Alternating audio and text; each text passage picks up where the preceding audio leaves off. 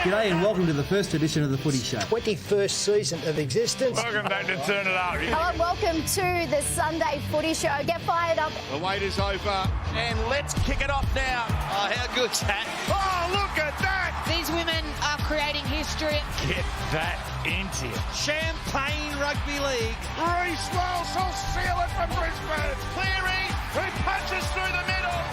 Nailed. Got it back to Gunderson. How about that? Everyone is on their feet. Troll going to go back to that. What a kick. Tommy Tackle of did the it. century. Here goes Nico. Got one person sitting. Buster's got it. There you go. Oh, yes.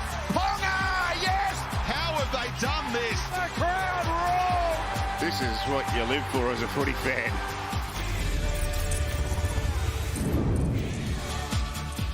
Yes, hello and welcome to the Sunday Footy Show. Round 5 almost done and dusted. Lots to get through as always. And here for the ride on this Sunday morning, Brad Fittler, Andrew Johns and Billy Slater. Gents, how are we? Morning, Emma. Joey, surf was pumping this week. Did you get out at all? Yes. Or too scared? No, Monday, Wednesday, Monday, not on Wednesday. Tuesday. Yeah, I've made Is sure. the scenes in That's Bondi, I think? That's Chase Hardacre. He's a family friend, young bloke from Bronte. Look at that. Have a look at that. Wow. Now, he's on about a 10-foot board there. Wowee. Were you out there? No, No? No. What's your limit? about half that. Billy, you go all right, don't you? Well, the limit is how long you can hold your breath for. I took Billy surfing at Bondi a couple of weeks ago and he got stung everywhere with blue bottles. No blue bottles. There's No blue bottles, Billy, you'd be sweet. Walk down the beach. Round his neck. Beach is blue. How do you go? No, I used to surf a bit. I haven't surfed in a while. I've had some funny experiences in Fiji with Joey. Had cloud break. Took him out cloud break. He nearly Still died. talking surfing? I turned around, there's like a set of 6 foot coming. I nearly started crying in the middle of the ocean. Oh, Mum. Oh dear. No crying on the show today, No please. crying. But we do have lots in store, so this is what is coming up. Multicultural round in the NRL. 65 national heritages are being honoured this round. We also have the Combine winner from Vegas this year. We're going to cross live to the US. Hazamel Masri, the Bulldogs legend, is in the house for the award-winning segment Turn It Up. And some of our little friends from the Menai Roosters are in for another edition of Freddie's Pass Off. But first up, let's recap the results so far from round 5. And last night, the Broncos got a bit of a scare in the first half, but eventually ran away with it against the Tigers. The Dolphins getting their first victory of the season. A great relief there for Christian Wolf. What a match this was. The Eels getting their first victory of the season, and it had to be Zach Lomax, didn't it, up against his former club with a field goal in Golden Point. Latrell Mitchell, the hero for the Rabbitohs, as they got the victory over their arch rivals. The Panthers have now lost 4 in a row, going down to the Cowboys. And if you didn't see the vision of Ricky Stewart on Thursday night, you have to relive that. The Raiders sneaking home right at the death over the Sharkies. So, Bill, take us through now the ladder as it stands, almost with round 5 done and dusted. Yeah, well, if you're a Broncos fan, waking up in Brisbane's very good this morning. Team's on top of the ladder and 4 wins from 5 games. Only won 7 games last year, so a huge turnaround. The other team that's had a big turnaround are the Rabbitohs. They're in the top 4. 4 wins, only 1 loss. Both of those teams have new coaches. And a couple of disappointing teams. The Sharks, they're sitting in 10th position. And the Panthers, all the way down in 15th. I know it's only round 5, but we're not accustomed to see the Panthers down that far on the ladder. 4 of the first 6 games been decided by less than a try, so it's been a really interesting week of footy. Tipper's nightmare. Oh, yeah, it's hard to tip, that is for sure. Now, time for our Sunday salutes, but on behalf of everyone here on the panel, we do want to give a shout out to the NRL for multicultural round so far. It has been incredible to see 65 nationalities represented. 48% of the game now has Pacifica heritage and 30% of the players are born overseas. So we've seen some great scenes at all of the matches with the players donning the flags as they run out, celebrate with their families, and also some great cultural dances at the start of the matches as well. So well done to the players, to the fans, to the clubs and to the league for embracing this great round. Joey, you're up next. What are you saluting this Sunday morning? Yeah, my salute is, I forgot, It's the Dolphins. It's the Dolphins, yeah, their first Is that win. what you were signalling? Yeah. What have I got? Here he coming is, up? poetry in motion. Does it so easy. So he was panicking. He didn't have the rundown in front of him. You know about heaps of head knocks. Anyway, the Dolphins played a really good style of footy. They moved the ball more, less structure, offloaded the ball more. This is a really entertaining game. I love watching the Titans play. But, yeah, the Dolphins, they got it done. First win for Christian Wolf as well. We'll take the monkey off the back. It's good to see him smiling after the game. Again. Isaiah Katoa again. The seven, what a talent. brilliant. Oh, what a player. He's been good for them over the first month, even despite the fact they weren't getting the victory. He's been good for 18 months, for 2 years. What a player he is. Freddie, your salute this Sunday morning? Well, you see a lot these days, games decided with a boot, and it was Zach Lomax who stepped up for the Mighty Eels to get their first win. First, it was a kick from the sideline to bring them closer to the Dragons. Then he had a conversion kick to bring them even. He hit this at 22 all. He hit that 70 metres. It goes into the crowd. And then, of course, in extra time, you can see from the moment they kicked the ball out, the Dragons, all he was doing was thinking about how am I going to get this one-pointer.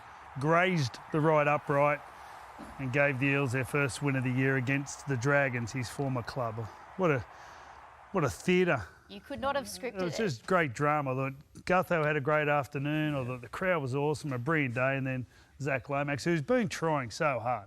You know, it's a real reward for effort over the first month of footy for Zach. So well done, mate, and well done to the Eels. And Jason Rolls. Speaking of the crowd, so there were some Dragons fans doing the Gutherino, I think you call it, in the stands. And this Eels fan did not take too kindly to it. So thankfully, there was no push and shove, but you've got to rub it in the opposition's face, don't you? Not money's on the Dragons fans. We love to see the passion. Bill, who's your Sunday salute? Have to go all the way back to last Thursday, and it's the Raiders throwing a Hail Mary, minute and a half to go, down by 2 points. Got the ball to their X-factor, Hudson Young, and the rest was just ad-lib, off-the-cuff, instinctive football. Just have a look at Sebastian Chris. He's the player running across field from the other side of the field, just chasing the football, knows the game's on the line, and they get a little bit of luck here, but some great skill as well. Simi Sasungi, and it gets the ball back to Sebastian Chris, who comes all the way over from the other side of the field to win the game for the Raiders. And you spoke about Ricky Stewart and talk about theatre. Well, he creates a fair bit on the sideline, and the Raiders, they got it done. Hail Mary. Freddie, what did you say for those who missed Why Word of Sports just a little bit earlier, that you fear for Freddie's For Ricky's dog, yeah. If he ever gave up coaching, because he loves, like some coaches, I remember Craig Bellamy spoke in the documentary, he said he hates game day. He said it's just like torture on his nerves. Well, I think if you took it away from Ricky Stewart, can you imagine his dog? Just jump the fence and take off. He'd be looking for someone to cause trouble with. The RSPCA just Ricky's address. Oh, yes. He loves it. He loves Keep it up, Ricky. We certainly do love you. It is time now for our Sunday roast. And we are going to be talking about this so-called crackdown from the NRL. So the league sent a memo to all of the clubs during the week saying that they will be enforcing the existing rules, really, that any direct and forceful contact to the head without mitigating factors will be an automatic sin bin. It's safe to say there's been some confusion amongst the players and the fans, but Des Hasler was certainly not happy last night. People pay good money to come and see a game of footy. I just think with this, with the playing at the head, it just interferes with the integrity of what the game's about. It's a forceful game, and I don't think any of the ones that I've seen have been too malicious. I just don't get it, and I haven't been critical of anybody. I haven't been critical of referees. So I don't expect a $25,000 fine either. They're spoiling the game. Yeah. And I say the fans because at the end of the day, it's the fans that turn up, pay their money to see a game of football, and I don't think they're getting a fair deal at the moment. There you go, Des Hasler saying it's affecting the integrity of the game, it's ruining the game, and he feels for the fans. That Tino tackle, by the way, news just in this morning, he's copped 1 week for that. Now, gents, I guess every tackle you need to judge individually because no two tackles are the same. But after the NRL sent out that memo during the week, is this what you expected to see out there, Joey? I don't want to say anything. I think it's what we expected. Can't to say see. something nice, don't Whether it's great for the game or not, I can see what the NRL are trying to do. And to be honest, the people who I really feel sorry for are the officials. The officials have got a job to manage the game, but they're also asked to be the match review committee on the run as well. So it's a really tough job for the referees. Do I think that we've gone too far the other way and then we'll find a middle ground? Probably over the next couple of weeks. But at the moment, it's getting to that point where it is deciding games. You take players off the field for minor indiscretions that are, a lot of them are only resulting in fines, and they're spending 10 minutes on the sideline, which can be a huge disadvantage. I think you need to actually take each incident and its merits as well. Like there's some in the background that are going on at the moment. I think the Percura one, there's an awful lot of force. Yeah. And he needed to be sent in. Same with the Luai one last week. Yeah, and I think he gets 2 weeks. Yeah. I think that's fair. Yeah. But there were other ones where I thought what you're actually doing is also inviting players to lie down a lot. Yeah. And this is what we had last year and we've had in the past. You know, you talk about the pressure on the referees. There's also pressure on the players now. They see a real benefit to get an extra set of 6 for their team as soon as they get hit anywhere in the head. Even though some of them lead with their head, and their head's in a position where it's nearly unavoidable to make contact with. So, I think just, each one on its merits. But I thought maybe went too far, but hopefully there's a balance out over a couple of weeks. But, but I think some of them definitely. We went through the same thing last year at Magic Round where we had all these sin bins and then it started to find its middle ground. Joey? Anything, Joey? It's just, if the ref doesn't see it and the touch judge don't see it, and the players carry on, they jump up, put their hands up. No one sees it. If no one sees it, why are we going back a minute, minute and a half? So there's the issue of whether the tackle needs to be binned. That's the first issue. But I think what's most frustrating is the fact that a lot of them were called back from the previous set, often even like a minute and a half, 2 minutes earlier. The Tino one, the referee was right behind it. And the players, so Hudson Young, no one knows what tackle they're talking about. Yeah. And look, defence isn't about shoulders. Defence is about footwork. You have to transfer body weight with your feet. And when someone runs at you from about a metre or 2 away, that's when you get your feet planted and you're looking at the contact area. During that split second, a player drops or you cannot do anything. There's tackles there where the player is running into someone's chest or shoulder. Honestly, it is just, can we just let the referee and the touch judges decide and have a feel for the game without the bunker going back 2 minutes on a tackle that would not knock your I better not say that, uncle. Would it have been better that the NRL didn't I don't know. Can we just put out a memo? Can we just let the game be refereed? Yeah. And Billy spoke about it. Now we're seeing games where the referee, his decisions or her decisions are contributing to who wins the game. Let the players decide who wins the game. Let the touch judges and the referee judge what is happening on there. And if it's bad enough, they'll get a week or two. The Percura one was one. He needed to go to the bin for that, without a doubt, because everyone could see it. He went bang straight to the head. The other ones, there's nothing in it.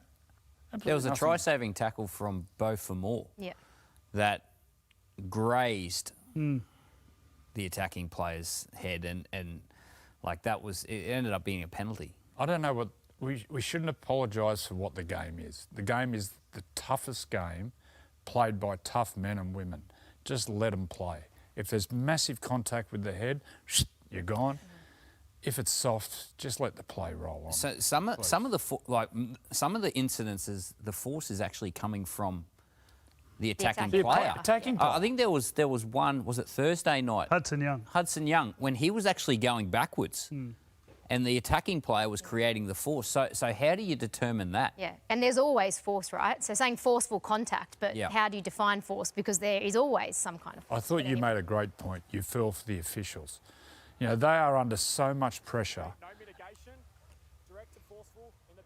I think They're at the end under of the day, so much pressure. Yeah. The poor buggers just adds to the pressure. Like, look at Hudson. He's backing out of that contact. It's just crazy. All right. It's Well, just crazy.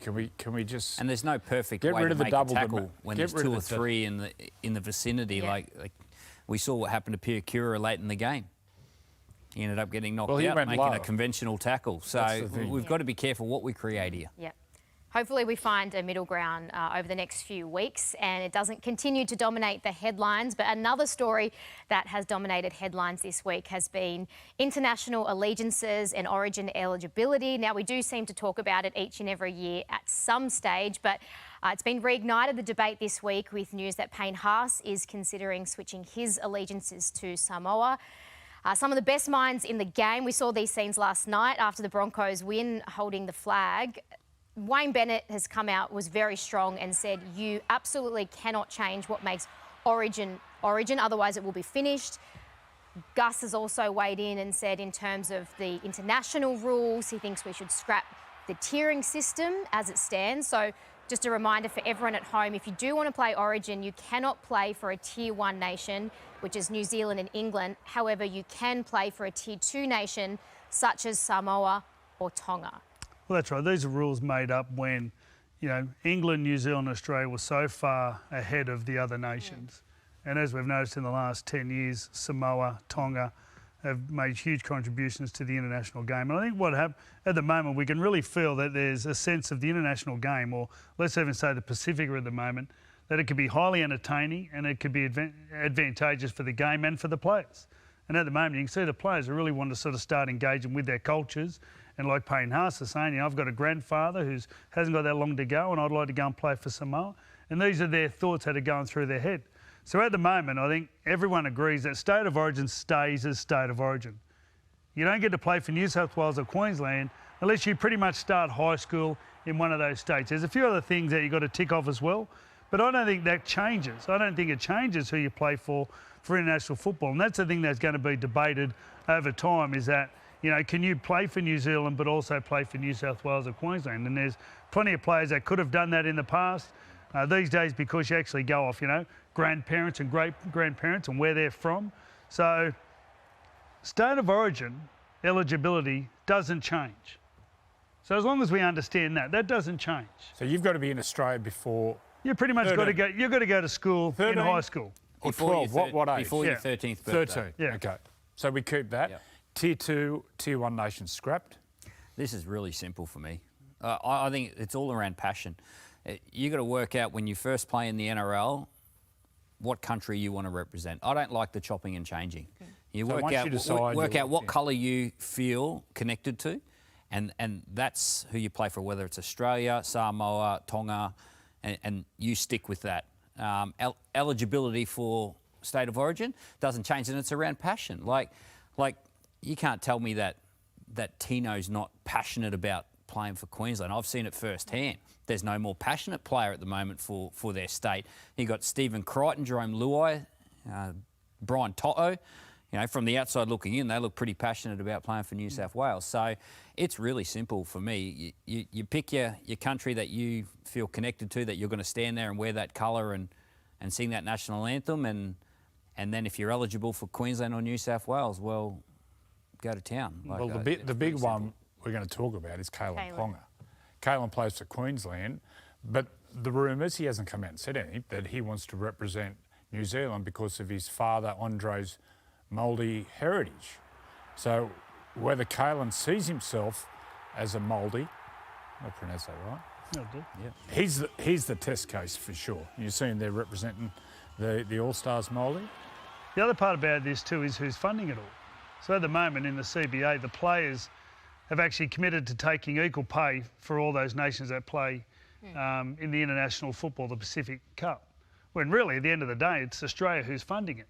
So, like if you go to a World Cup or any other sport in the world, you wouldn't have America funding the Russian ice hockey, or you wouldn't have, these sort of things going on. So it's a really big commitment from Australia and the people who are running the Australian team and the Australian, Rugby League to actually then go and fund everyone else to go and play for other nations. Because when you say it like that, it doesn't sound, it's a big commitment. So I think at the moment, start of Origin doesn't have to change, and understand that Australia is actually, it's a huge commitment from the people coaching and the administration of Australia. We all agree the Tier 1, Tier 2 has to be scrapped, and if you're in Australia before 13, then you can play Origin.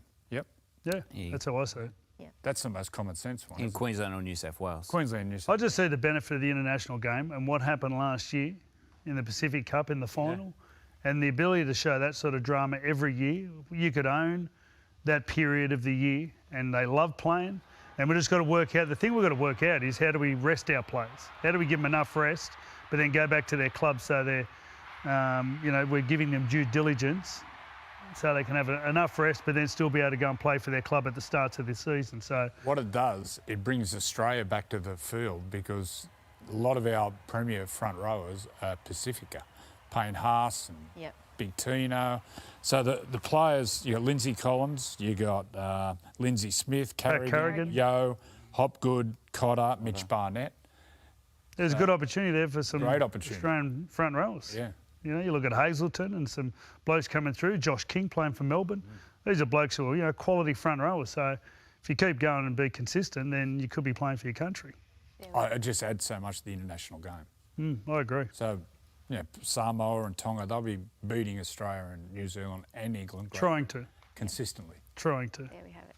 Unanimous from the panel, the tiering system to be scrapped in International Rugby League. Hopefully we see it sooner rather than later. Still plenty more coming up here on the show this morning. The Broncos survive a scare against the West Tigers up at Suncorp Stadium, and how good the Dolphins and the Eels get their first victories for season 2025. We'll see you in a sec.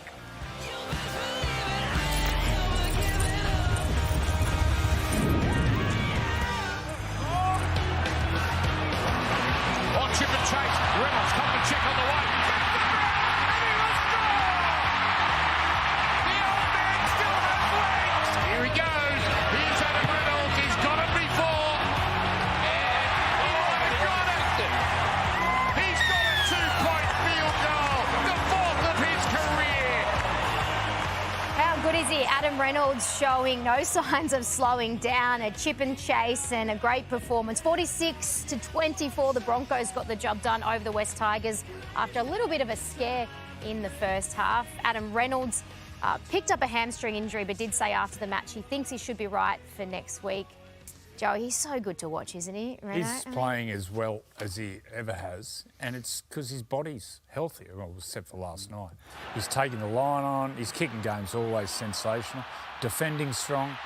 He's just playing as well as he ever has. Well, the game was on the line. It was 12-all just before half-time, and there was a 5-minute period where the two veteran halves just really stood up and they won the game off their boot. It was Adam Reynolds' 2-point field goal just before half-time, just to give him that 2-point buffer. And then right after half-time, Ben Hunt kicks a 40-20, and Adam Reynolds does that, and then he goes off the field. And it just put them 8 points in front, and then they went on with the job. But that was when the game was on the line.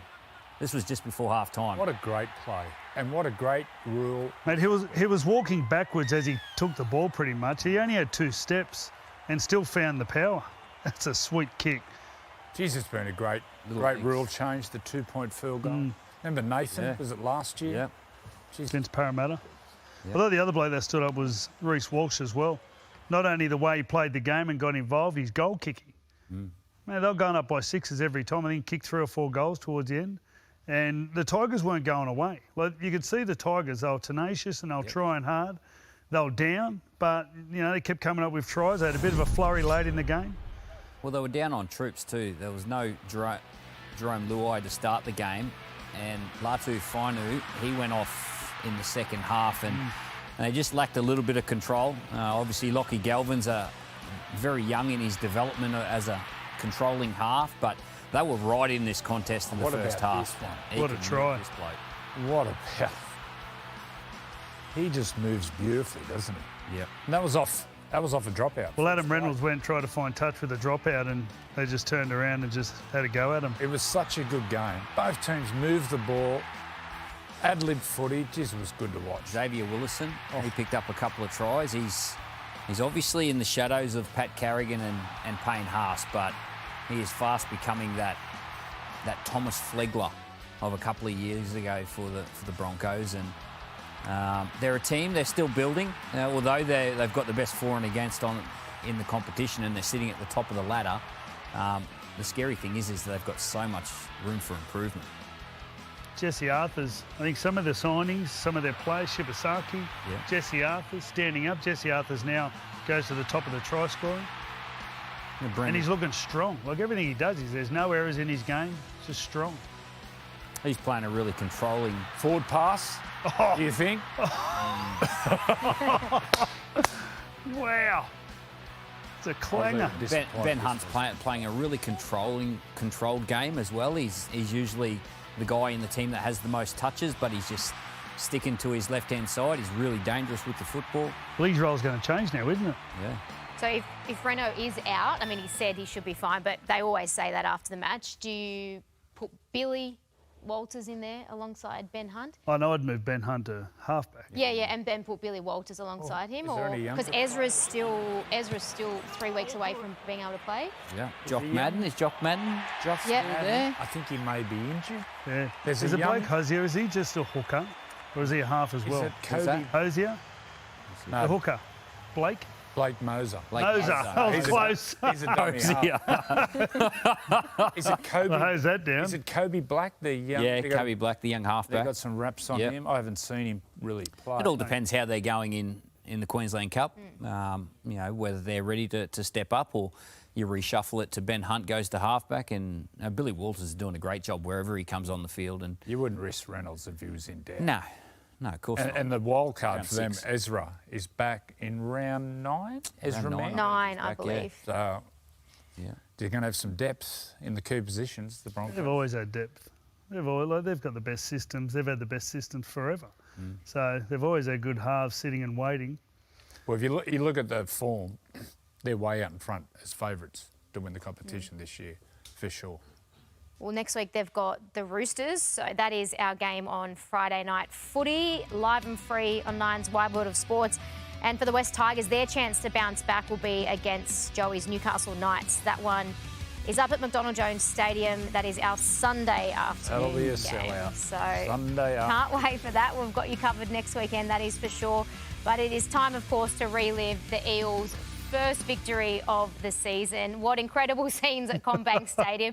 It just had to be. Zach Lomax did, and all the talk was about Gutho and Lomax up against their former clubs. And as you mentioned at the top in your salutes, Freddie, Zach Lomax under pressure, just cool, calm and collected. And you could see big moments. And you could see how much it meant to him. He was crying after the game. There was really good coaching in this. They tweaked the way they play. They moved the ball in yardage, coming out of yardage, particularly to their left side. They moved Will Penasuni from the left back to the right. Will Penasuni was excellent. And it was a great team performance. Sean Russell defensively in the centres was good. I think they've turned the corner. They've really turned the corner. I thought Lomax and Clint Gutherson were really good playing against their old teams. So happy for Jason Rolls. And they've been working really hard the last few weeks, the Parramatta Eels, and haven't been rewarded on the scoreboard. But, they get their first victory. This one will burn the Dragons. They were leading 20 points to 8 in that second half an hour to go. And they've got so much experience in this team that they've bought in key positions, and they couldn't put the game away against a team that haven't won a game this year. That'll be burning for the Dragons. Billy, the young fullback, Iongi, is a star. Look, a lot of criticism for letting Clint Gutherson go, but the old saying, better let a veteran go 1 year before than 1 year too long. And this fullback, Iongi... It sounds good, You doesn't just it? made that saying up. But the young fullback is a star. He's an absolute star. Well, even when they weren't going good, he was always humming around. It was always normally around Riley Smith, the other bloke, the young bloke who no one knows much about. He's got the turquoise headgear on. Played well. He's a gun. And he was buzzing around him, knowing that, you know what, they were both still attacking the game while it looked like a lot of the other players weren't. Well, the fullback's been their best player all year. He's been their most consistent player all year. And I've said it before, I saw him play his debut game for the Panthers last year, and within 5 minutes, you could tell he could play. He just had that talent and ability. And he's obviously got a great work ethic too. There was a moment in the game where he made a a tackle on a line break down the right-hand side of the field. And then the very next play, he cleaned up a kick underneath the goalpost. That shows you that he doesn't wait and sits and watches and absorbs his glory. He went on and got onto his next job and cleaned up the opportunity down under the goalpost. So he's going to be a star. Dylan Walker was good off the bench. He straightened the attack in that middle of the field. Hopgood's been playing huge minutes. He started at 9, Hopgood. Yeah. That was an interesting play too. You talk about the coach's decisions. Dylan Walker really straightened their attack in the middle of the field. He looked really sharp. Did you like what you saw from Dylan Brown as well? Yeah, Came up Dylan with was really that try saver on Tyrell Sloan. Well, I think Dylan Walker freed up Dylan Brown to do more running of the ball, and he was involved with a lot of those early shifts. So this is the sort of stuff. Coming out of trouble, they move the ball, let the ball do the work, and then it scatters the defence, and they just look so much different. They look freer the way they play.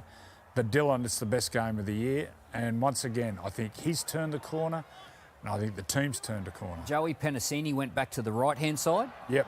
Good move. Yep, great move. He's played there pretty much his whole life, and he's comfortable on that side. Defensively, he was strong. His defence at the start of the year has been horrible. And even his attack's been horrible. He was excellent yesterday. Leave him on the right side. That's his spot. Lockie Ilias. Feel free. Yeah. He's low on confidence. Yeah. Does Flano stick with him? It has to. I don't really know who else is there. The short drop out, why are they kicking that side for a right footer? Kick the other side. They're getting their angles all wrong. It's nearly an impossible kick to land it on the spot there. Kick to your left for a right footer. No, Ilias, just keep him there. It was a really poor kick. Really poor kick. Now, this is the penalty. They're saying they didn't compete. I have no idea what's going on there. But, yeah, the earliest one, it was a poor kick to finish. You got to nail those with the game on the line. I think there's a few too many of those dropouts looking a bit ugly. I know Latrell got lucky with a couple, but it's becoming a sloppy part of the game. You know, they're pulling up very short. It's a bit, practice. Whether you got to practice, but bring the penalty back in.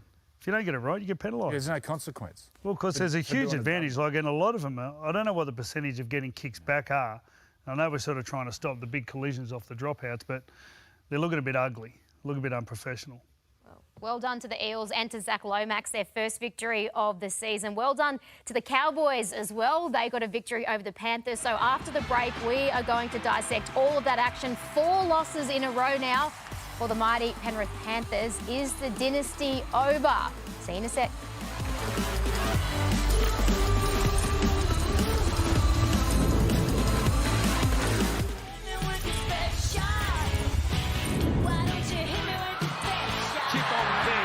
Comes to Alamotti. Cole staying on his feet. It comes back to him there. Couldn't clean it up. He's 100%. And then what a tackle by Cohen Hess on Nathan Cleary. Cleary blindsided. The pass from Martin. As he turns, there's Hess just knocking the champion halfback off his feet. Oh, yes, what a hit. Cohen Hess on Nathan Cleary. And what a win from the Cowboys. 22-18 over the Panthers. That means the Panthers have now lost 4 in a row. Question marks over their premiership credentials.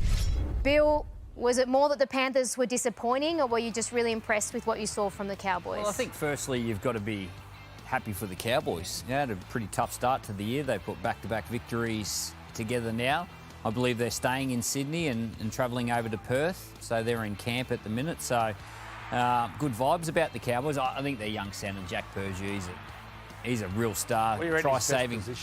Don't know yet. I think he came through in the halves, but he's playing in the centres. Try-saving effort right at the back of the game. But also, he's lightning quick when he's got the footy in his hands as well. Their left side, Dearden, Purdue and Taulagi, fantastic. Yep. Attack and defence. They're just coming up with some great plays.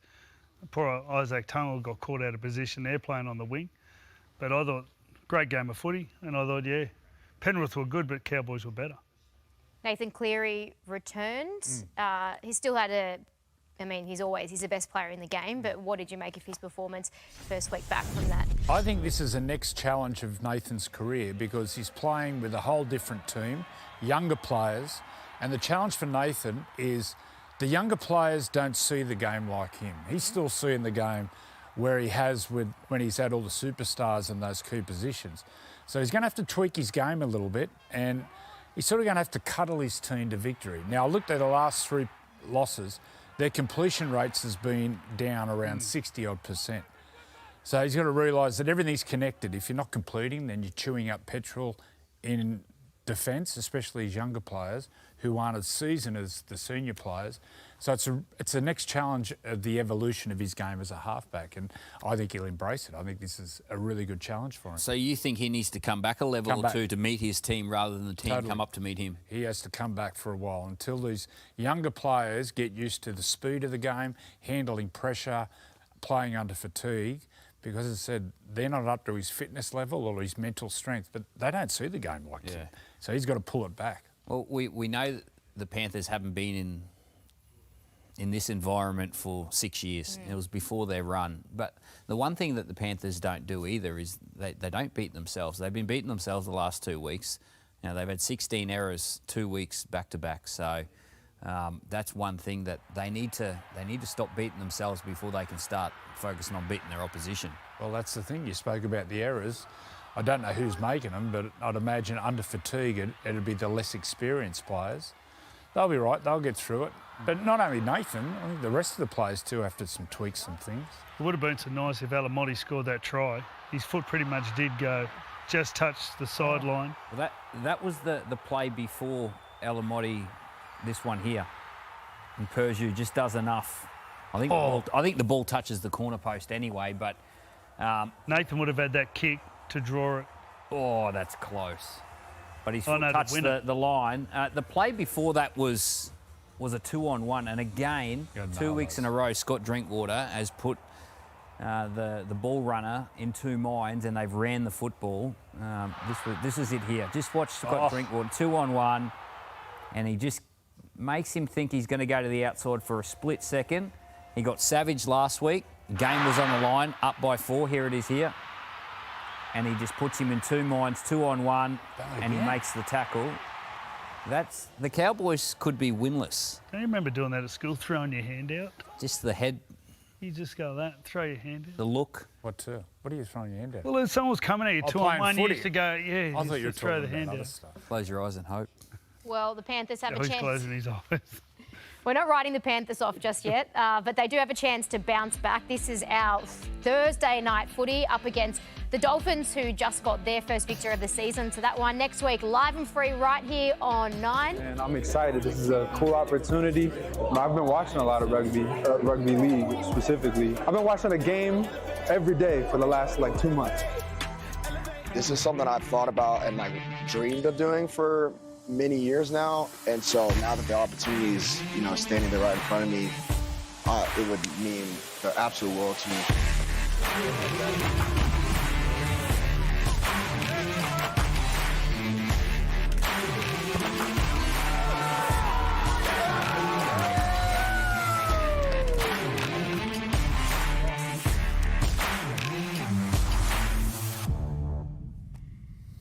Yes, well, most were living it up over in Vegas earlier in the year. We had plenty of athletes taking part in the NRL Combine. And before we have more on that, I'm just going to say a quick good morning. We have Cameron Smith joining the panel. How are you, Cam? I'm very good, thank you. Nice early Sunday morning. Thanks for the Great to have you on. What a treat. We'll have you. It's so good. Award-winning Sunday show. Turn it up, part of it. Turn it up. Award-winning segment we have. Are you going to Brookvale later? I'm going to Brookie as well. Wow. Security guard. Back to games. Well, there's my security guard right there. You're in trouble. I hate him too. That's what I mean. I'm going to kick him down on the detour. And then I'm going to run. No, we're happy to have you on, that is for sure. And we're happy to have our next guest on as well. Adam Channell, he is one of the winners of the NRL Combine from over in Vegas. Adam, thank you so much for joining us here on the Sunday Footy Show. You've had a great career already as a 7-star at the Olympics with the US. Tell us, what made you want to give rugby league a crack? Well, first of all, thanks for having me on the show, guys. Really appreciate it. Just always, maybe over the past 4 or 5 years, started watching rugby league and was really drawn to it. And an old friend of mine reached out to me and told me about the Combine, and I thought, why not give it a go? How'd you find the whole Las Vegas experience? Well, Vegas is a beast in itself. But I mean, going there in the combine was incredible. Was able to train with Cronulla during the week on Tuesday and Thursday before. And everybody was super welcoming, super fun, awesome experience. Craig, really cool coach. Darren Mooney, who was somebody else I was in contact with the Sharks, was really helpful as well. So it was just an awesome experience. Adam, congratulations on winning the opportunity. Have you had any conversations with any NRL clubs? Not myself specifically, but, you know, just my agent has been doing a lot of talking for me, and he's been really helpful. And so, yes, kind of still working all that contract stuff out. Hey, Adam, can you tell us a little bit about the combine, some of the testing that was involved in the training and what you got up to? Yeah, so we did like a basic, very similar to like an NFL combine almost. I don't know if anybody's seen that before, but you do like a jump test, you do a medicine ball throw, you do a speed test, and then you do the fitness test, which was basically a Bronco, which was always so much fun. And then after that, we just did like a 10v10 scrimmage. And that was the conclusion for like the field portion. And then the following morning on the Saturday, we did a gym session, which we did like max 3 reps for bench and squat. And yeah, I think that was it. Now I saw a pretty nice left to right spiral pass there. So I'm assuming you've passed a footy before. Can you give us a background into your athleticism and what sport you play? Yeah, pretty much just played rugby my whole life. Got introduced to it when I was pretty young, started playing it when I was 7, and wasn't really drawn to playing American sports as much. So I just kind of stuck with rugby, and that was it. So been playing ever since then, and I've been grateful enough to be able to do it for a full-time job now. So yeah. What position do you think you'd play? Oh, I reckon I'd probably start on the wing just to learn as much as I could, you know, and get as much info as I can, and then maybe venture into the centers, but probably start off on the wing. What's driving you, Adam? What's your deeper motivation to come over to Australia and make a fist in the NRL?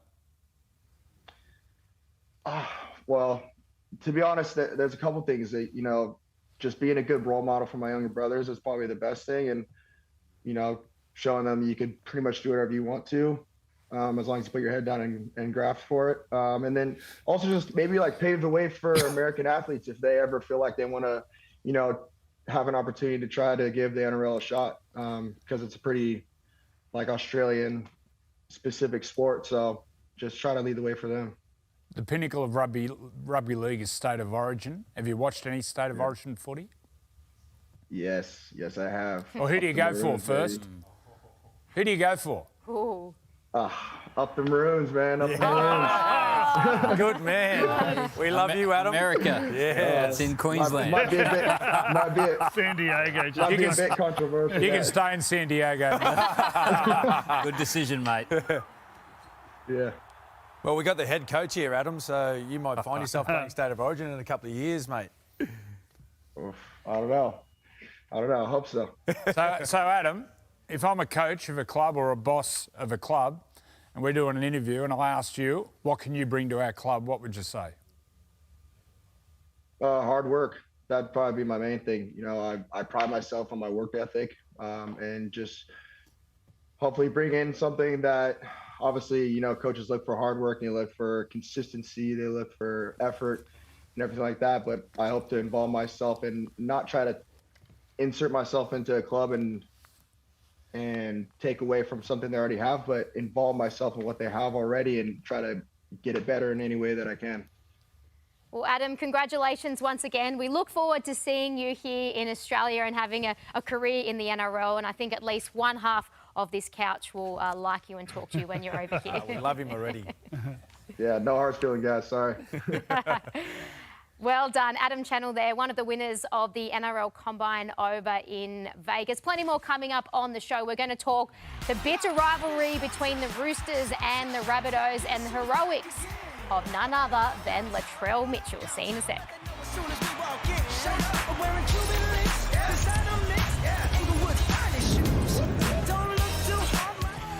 position here, but no one seemingly thinking about one. They want to try. Mitchell, adventurous pass, hits the mark. Something special. Oh, Trellis cut out 3 and found his winger with a 20-metre foot. Well, he's got the 7 on his back. Oh, who else but Latrell Mitchell to get the Bunnies home? He returned from injury, his first game in about 9 months. The Bunnies, their backs were against the walls. They'd lost 3 players to hamstring injuries, and Latrell Mitchell comes up with a piece of magic like that. Joey, tell me, how many players in the game could have actually pulled that off? Oh, there'd be a few could pull it off, but there was only one in the world who would throw that pass. He stood up, he premeditated, knew what he was going to do before he got the ball. But big moments, big players stand up and want the ball. As I said, I can't think of a player who would have thrown that ball with the game on the line. Well, they're courageous enough to throw it, aren't they? That's the hardest thing. And he was brave enough to throw it. I don't know what Dominic Young was thinking. He was probably thinking win the game down the other end of the field. It was 3 tries apiece, and obviously this is the highlight of the game. I don't know if it was forward or not. Maybe a fraction. Possibly.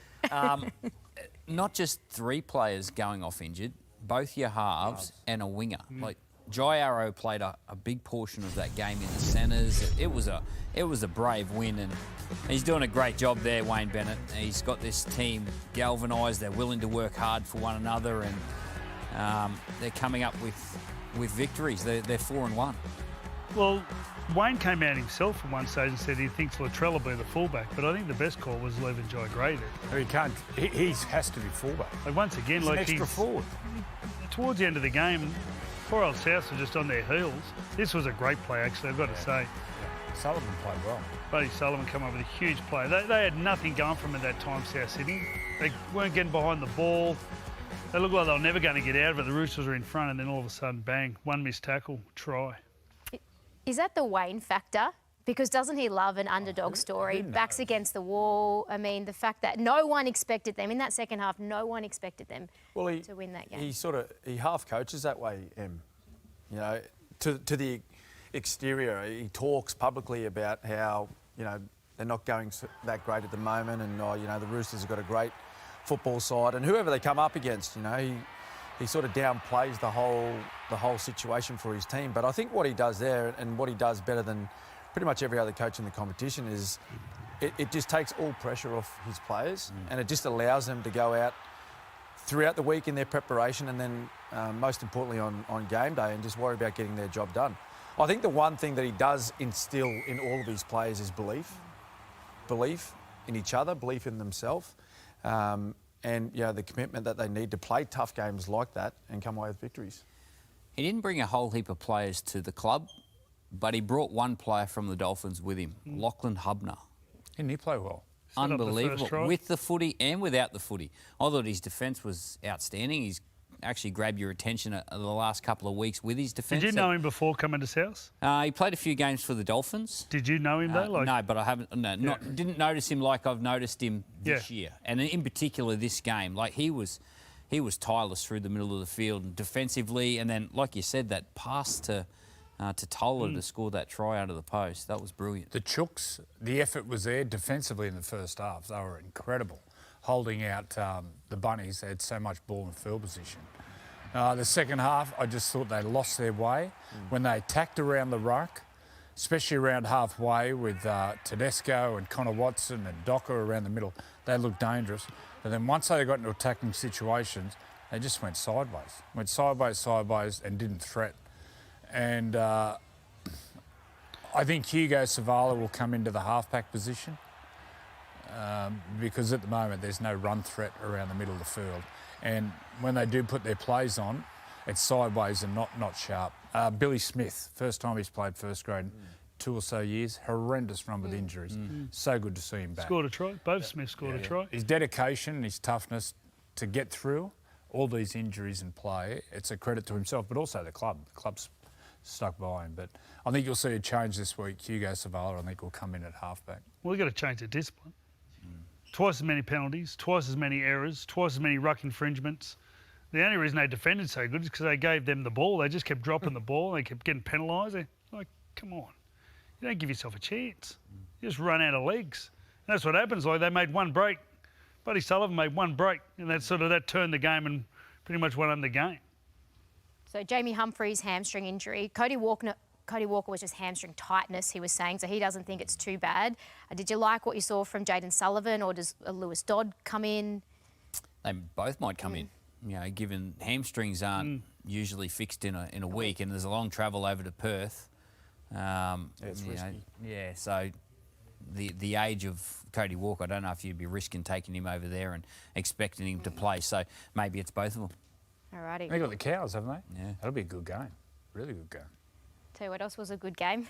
The Raiders getting home at the death over the Sharkies. Even better with the celebrations from Ricky. We're going to relive that final moment right after the break. Stay with us. Champagne Rugby League. Hudson Young pulls into the clear, gets to the fullback. Can he link up? He gets up and goes again. They've got to keep it alive at all costs. It's back to Savage. Savage rolls it through. Timico chasing. The ball bounces up. Weeks has got it. He keeps it alive. Back to Simi Sasaki. Good play. Good play. An absolute miracle. It's a match winner. Yeah, you've got a friend in me. Yes, that is our Champagne Rugby League moment for this week, inspired by the one and only Fatty Vaughton. Hope he's watching at home. We miss you, Fatty. But I tell you what we love, Ricky Stewart on the sidelines. There is nothing better. I think Jamal Fogarty said after the game, Ricky's the sookiest loser, but the best winner in the world. But that's Makes for a great coach. Makes for a great coach. How good is it? Yeah, it was awesome. We had shots of him earlier, and I was sort of in the game, and he had his happy face on, which is like this. But then to see that at the end of the game, great theatre. How can you let that down? Yeah. Look at that. Hey, how can you not play your heart out for that? Well, it was worth celebrating because that moment at the end, Cam, watching that unfold, did you think the Raiders had what it takes to pull it off in that moment? I mean, it went through probably the hands of every single player on the field at that stage. Yeah, no, well, Freddie and I were calling the match, and at no stage did I ever think that the Raiders were going to get the victory. They were smart, though. They went to the most dangerous player on the field for them on the night, Hudson Young, and this is what he created. He beat about 3 or 4 tackles and got that offload away, but just the ability for the Raiders players to continue playing on this play, like that's Savage. That's Xavier Savage there. He's meant to be on this wing. He went infield, found the ball, drifted back across out to the right-hand side and then come up with a lovely little grubber kick. They still had to come up with a couple of special plays there, like to jump on that loose ball, a flick pass inside, and then Seb Chris to back up and finish the way they did. It was one of the more incredible finishes you'll ever see. Who's the left centre? That's right. He was on the left-hand side of the field. He just chased the football. He ran past about 3 Sharks, which is disappointing for Craig Fitzgibbon and his team, but that was an incredible finish. Yeah, there's a structure that teams talk about and they train. But that's a perfect example there, Emma, that sometimes you got to do whatever it takes to find points or to win games of football.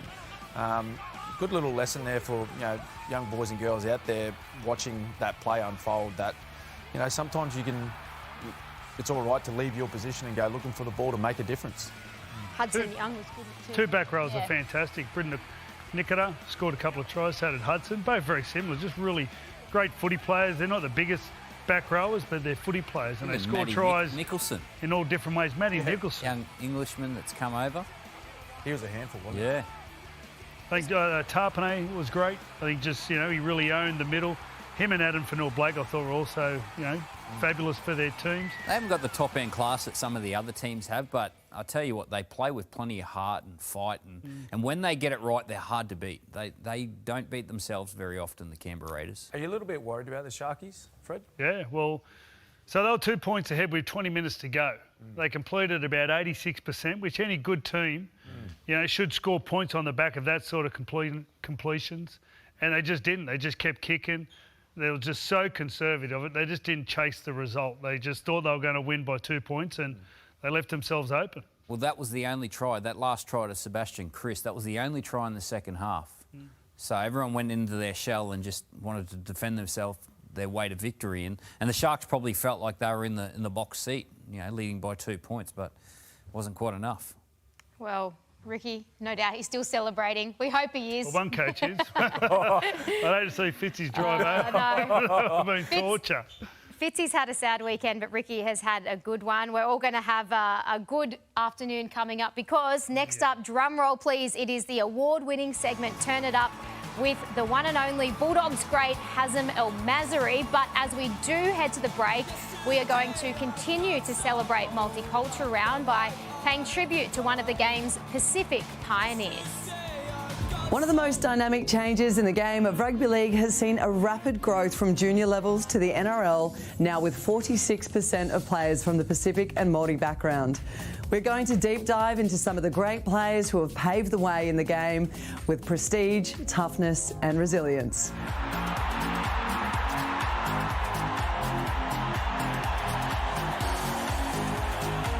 Our first Pacific pioneer is Kiwi 529, known as the Big O, Olsen Filipania, and affectionately known as a Polynesian who tamed Wally Lewis. Dummy half, gets it out through Freeman, onto Olsen Filipina. He puts it, he's out on one, Olsen two, he's got runners with Mark Graham. Mark Graham unloads them to Olsen Filipina, and he's there. The big man has crashed over. Born and raised in South Auckland, the son of Māori mother and Samoan boxer father. And if it wasn't for his dad intervening, we may have lost the Big O to a career with the All Blacks. And we also may never have seen him play for Balmain at Leichhardt, the field he loved to play and perform on, playing alongside Larry Korowa. Whittaker, that's Percy Knight again, and Filipana, strong centre. One tackle to go. And he's over. Filipana scored. His career spanned from 1977 to 1986, playing at both centre and 5/8 for Balmain, East and North Sydney. He also had 28 tests for New Zealand, in which he played a key role in victories over the Kangaroos in 83 and 85. And Filipina now, a one-handed pass back for Dane O'Hara.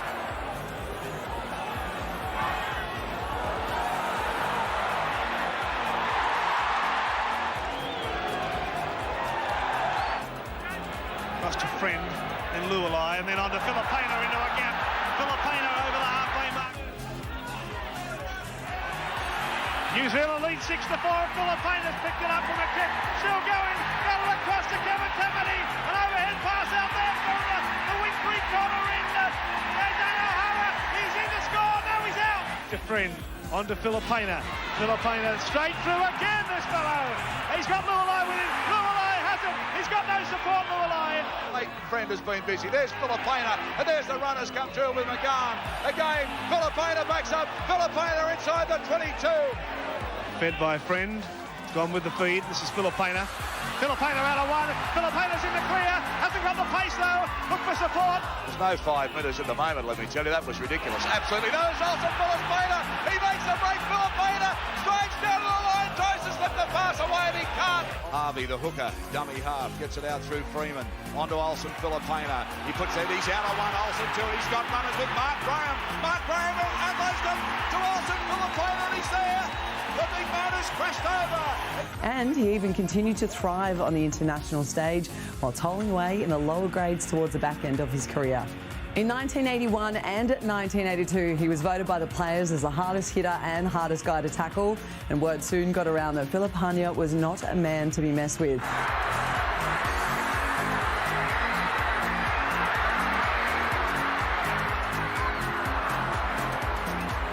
In an interview before his passing last year, Filipina said, "If you don't know who Polynesians are now, you will soon," and no truer words were spoken.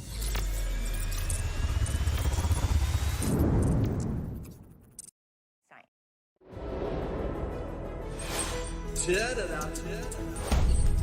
is El Masri. He gets it back for Darren Smith. Sweeney's outnumbered. They'll score. Over on the extreme eastern side of the ground. Neil Sweeney will be praying that Hazem El Masri misses this kick. 25,000 people palpitate. It's a big moment. The climax to a supreme game of rugby league. El Masri trailing by one to win it. He's got it away. It has got there. He has picked it. They have won it. 16 consecutive, 22-21. Hello and welcome to Turn It Up. The great Hazem El Masri. If I knew that was going to be on, you wouldn't have come on, Hazem. Thanks for coming in, mate. Thanks, mate. Appreciate it. You didn't start rugby league till you're 17. How and why did you have to wait that long?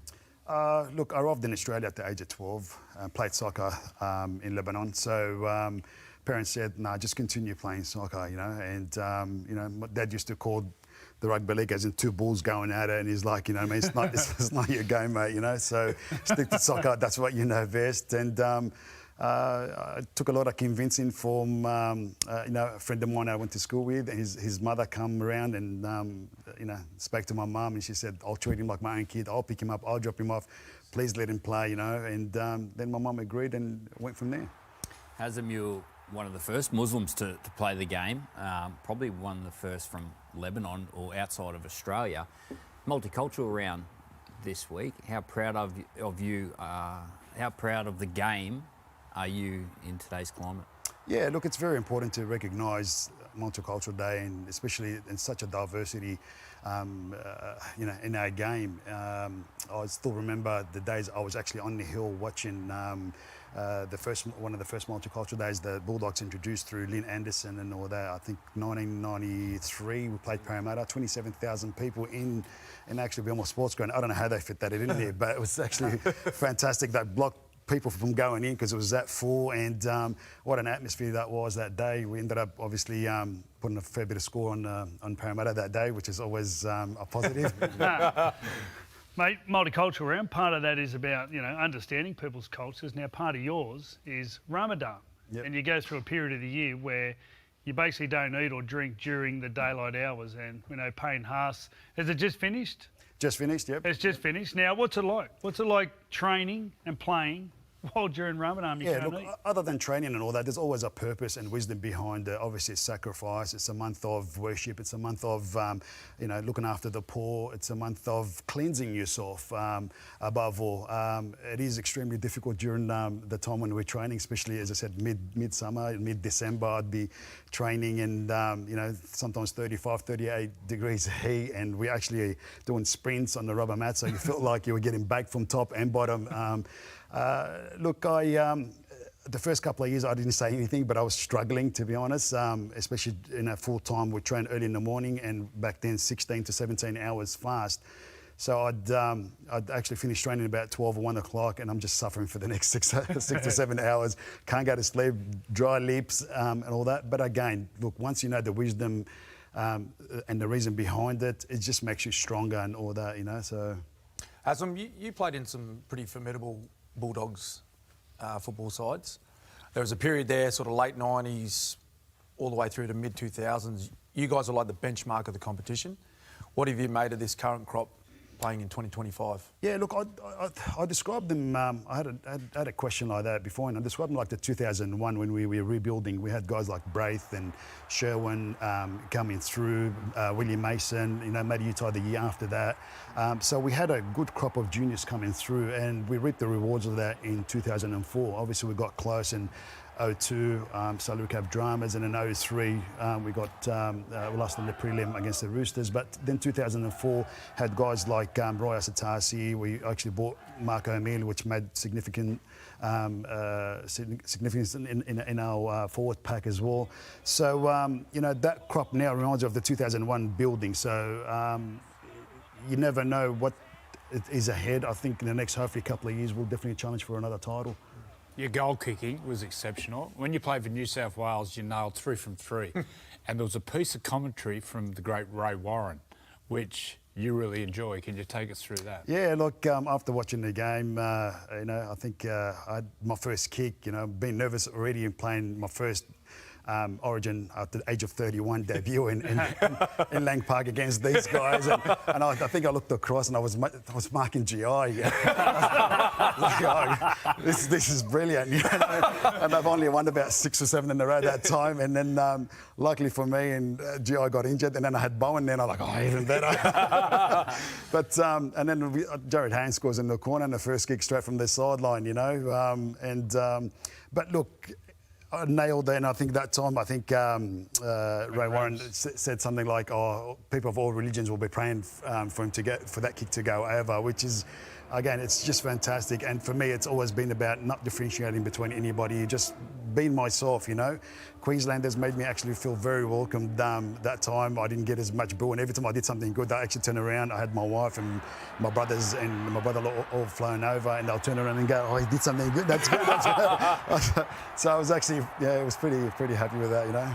Do you see the game as a great leveller? Rich, poor, doesn't matter which religion, what country you're born in? Absolutely. I mean, you know, it gives people an opportunity and a chance. So it doesn't matter who you are, you know, you come from a disadvantaged background or whatever. Sometimes it can actually, like you're saying, level you and get you on the right track with the right amount of training, the right amount of people, the coaching and everybody.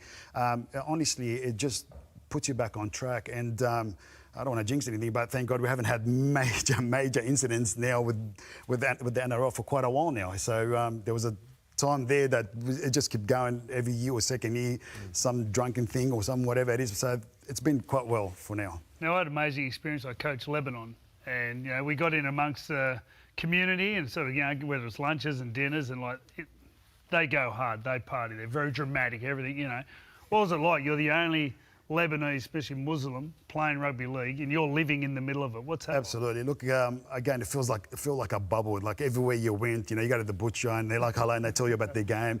You go to, you know, the groceries shop. You go anywhere else, you know. So it was actually pretty hard for me. I'd send my wife and all that to do all these chores and that. But look, when times are going well, they're fantastic and they get behind you and they tell you all these things. But when times are going tough, trust me, that lets you know. You know what I mean? Sometimes you just want to stay in your car and wind the window up. A quick story though. So 2004, we made the grand final. You know, we beat Penrith that time.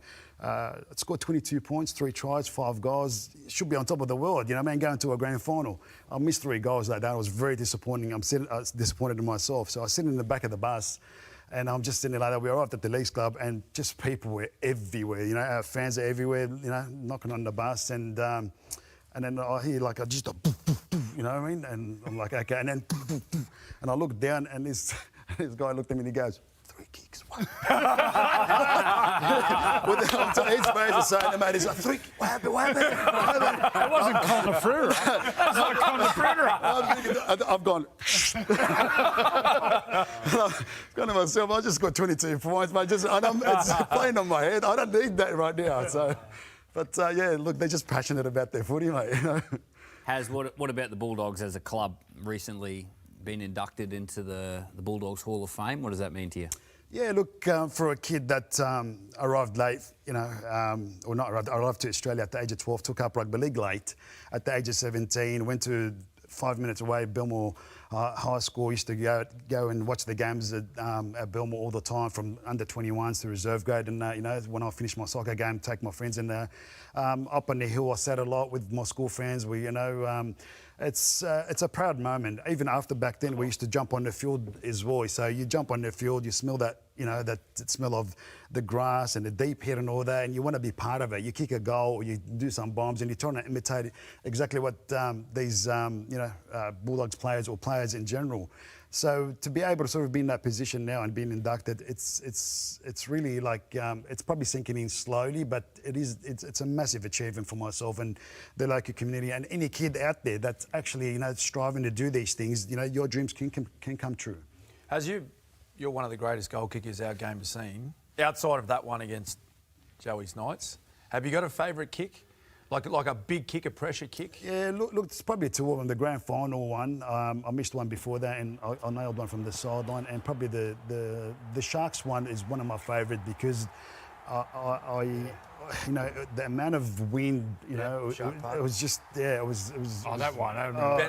Bennett, there it is there. Yeah, so Bender like hasn't. There was a day at Penrith where the wind was unbelievable. There was another one too, obviously. You hit Penrith. 3 or 4. Yeah. And you shaped them all different ways. I remember I was sitting there and Gus was commenting, and you were hitting them low, hitting them high into the wind.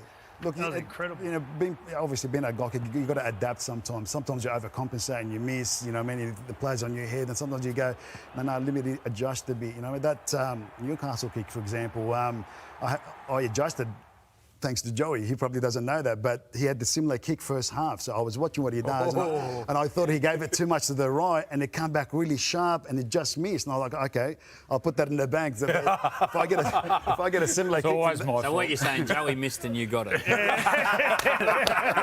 What about when this bloke? What about when this bloke overtook you for those points? Filthy. Look, no. It was, oh, no, you probably felt the same. Oh, no, if it took years.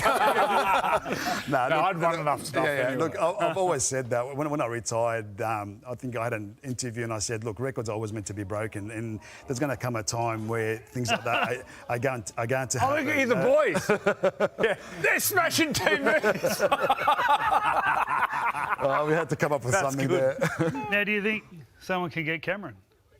Oh, yeah. Oh, look, eventually they will. You know, I mean, what Cameron has achieved, especially the games, 400 and something, 30 games, well, that's just enormous, you know what I mean? They've never had me point. Look at him, he's just standing there without a wheelchair, so. But, look, again, I always say records are always meant to be broken somehow. You get one bloke that will have, you know, good, nice 15 years, kicking from the beginning to the end, and you know, been in a position to score tries, and it'll definitely happen, you know, so. But a long time. It'll be a long time. The Bankstown and Belmore area, big Lebanese community.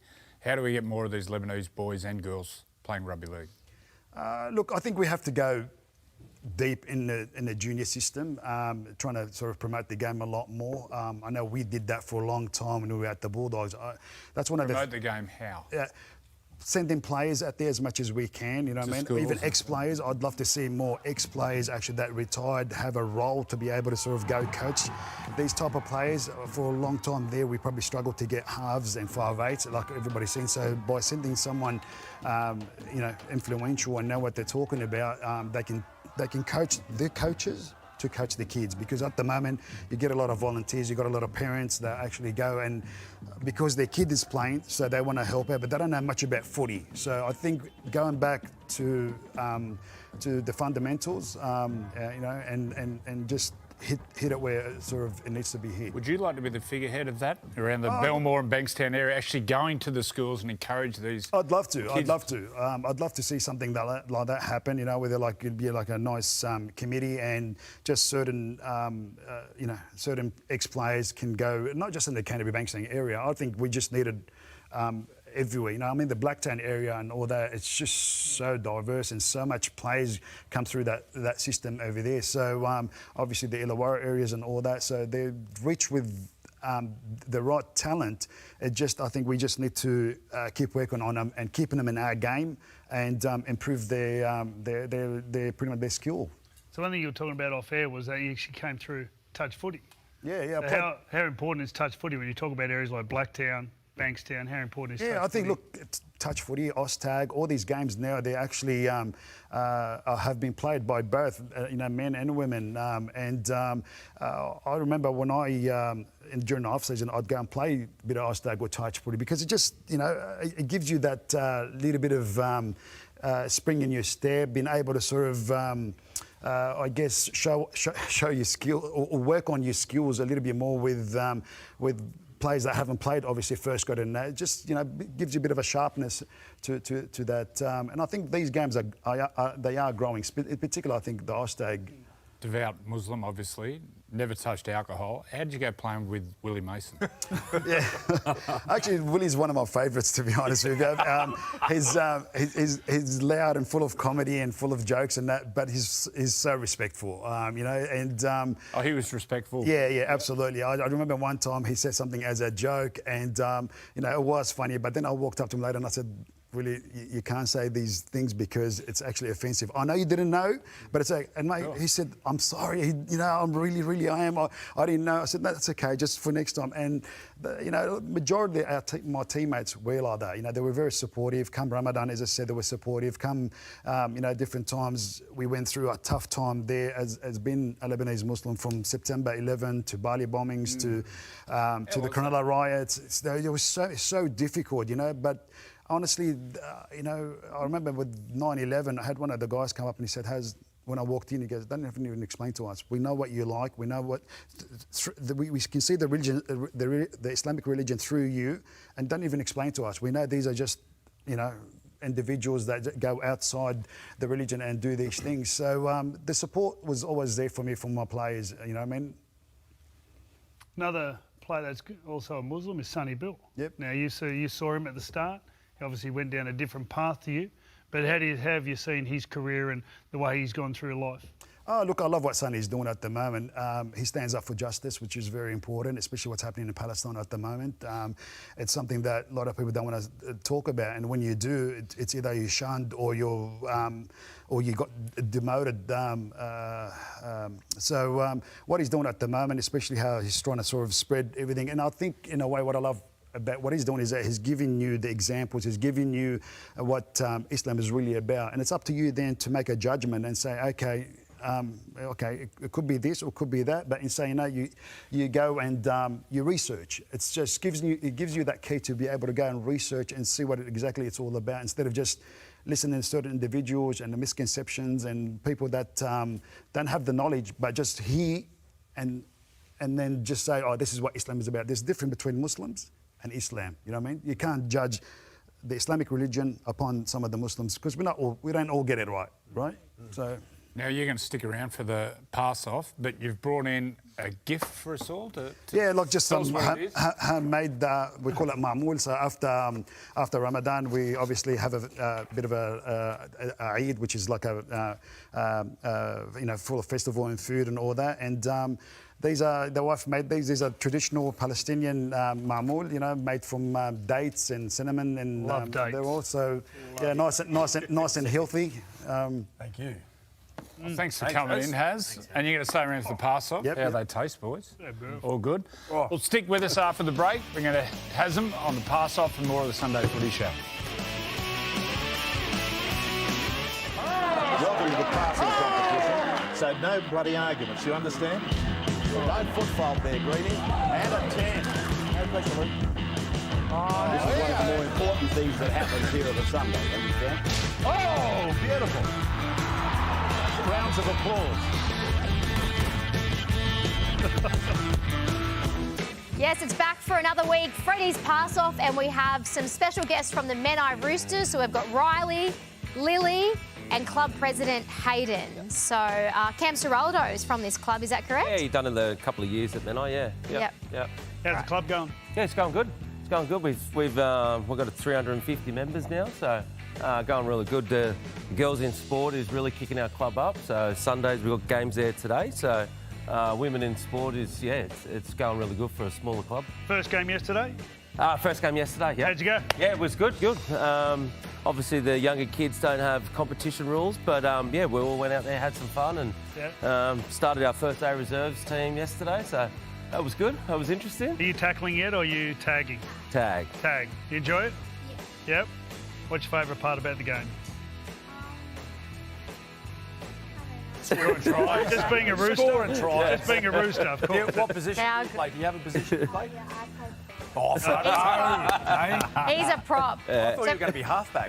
He's a prop, but he's going to show us his skills as well. So he's up against Hazem. Freddie Hazem's going to go first. All right. See if you've still got it, Hazem. 30 seconds each way, Haz. And you can all Throw help as many collect as the you balls can, for mate. Hazem, okay? You might need some help here. You can do it slowly if you Fire want. him over. Okay. That's it. All right. We've got all the Rapid younger service, brothers mate. and Let's sisters go. tucking into all the food. Come on. Come on, kids. Hopefully Come not in. you through the hole. All the kids are going to help. Yeah, come on, Right. kids. Come on, let's go. Jump in, lads. And the countdown, ready? 3. 3. Hey, whoa. Get, mate. Yeah. Still cheating. That's a Bulldog thing there. What is it? Hey, he's talking about salary caps. You talking about salary caps? Which line we talking about? This is the one. Which one is it? Your foot's got to be behind it, though, okay? Ready? Here we go. Wow. 1, 3, 2, 1, go. Go. Ooh. It starts with a 7. There, down his range early. Oh, Yeah, Yes. You got it. You got to throw more, mate. Riley. You're wasted on the Here we wing. go. Put him in the 7. Yes. Oh. Hazem's on fire. Yeah. Keep going, mate. You got to throw more. Here we go. Oh. 7. He can kick, he can pass. Cam. No.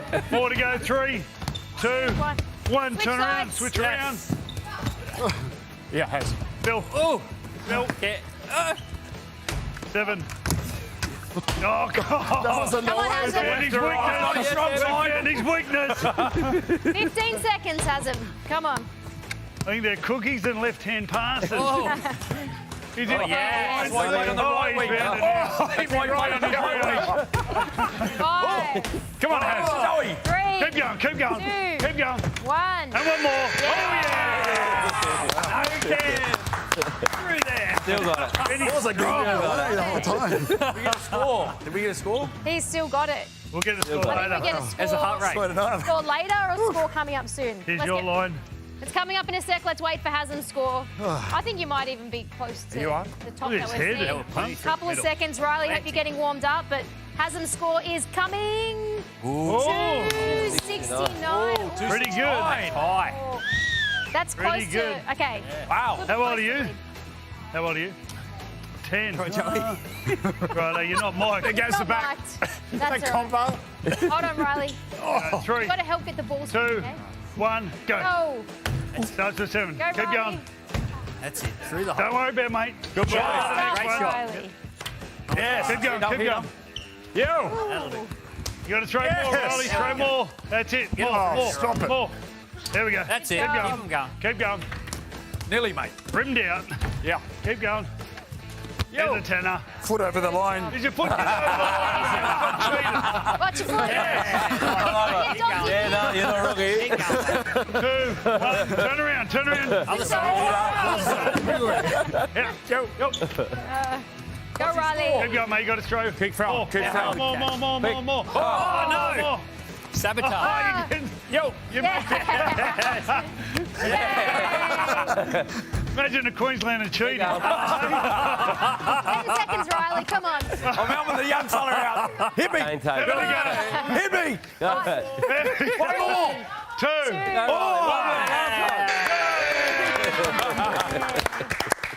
Good job. Oh, yeah. Thank you. All right, everyone getting close. Back over here. Riley Come over over here. here, kids. Kids, come on. Yeah, you can come over Come here. on, You can kids. hang out with me. You come hang out with me. You look my sort of.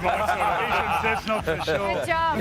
All righty, so this is Riley's total, 227. Not bad. job, buddy. Good job. We're going to have the official leaderboards after the break, all of our guests and former players as well. The Menai Roosters, thank you for coming in. Thanks for having One more round of applause. Well done. We'll see everyone after the break.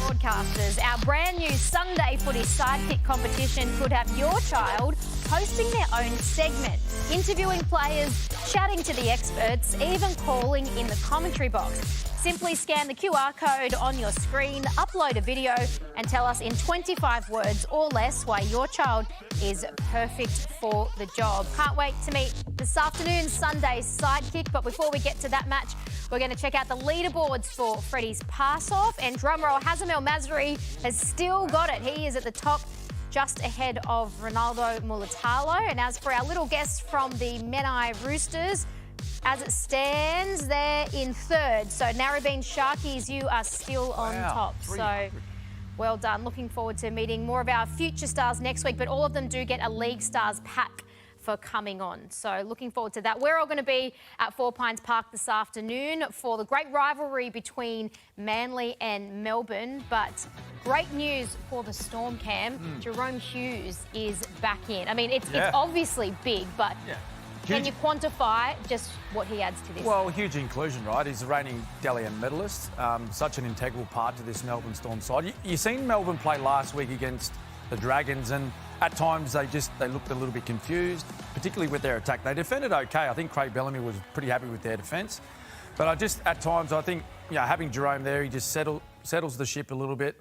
He's great for, Harry Grant, Cam Munster, Ryan Papenhuyzen. He's that link between the three of those guys to allow them to do their, individual brilliant plays. But, 1 week back, I think it's 10 days ago, he had surgery on his hand. So it's a huge in for Melbourne.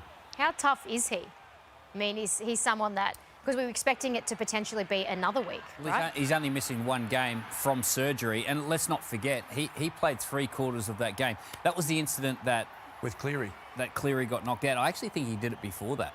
So he's played 3/4 of a game with a broken hand. He's just had surgery, missed 1 week, and he's back playing again. So incredible turnaround. He trained during the week, so obviously got through that, and that's a huge inclusion for Melbourne. I know you two are likely tipping the Storm, so I might go to Joey instead. You have Manly, correct? I got Manly, yeah. I think they can win at home. We know they're a different team. They're at Four Pines Brookie. I'm looking forward to the matchup of Olakau'atu on Cameron Munster on that side of the field. I'm really looking forward to that. Munster takes things personal. There'll be nothing in this, but this will be an absolute cracking game. Full house. Both teams who don't like each other, and they're going to rip into each other. Obviously, we're seeing here the history between the two teams, but these are the two best attacking teams in the competition. They love using the football, and already this year, we've only had a month of football, they've showed glimpses of what they can do. It's going to be great weather out there at Brookvale this afternoon. I don't think we'll see this sort of action this afternoon, but it's going to be one entertaining game of footy. Well, stay with us. We're going to wrap it all up after this short break. See you in a sec.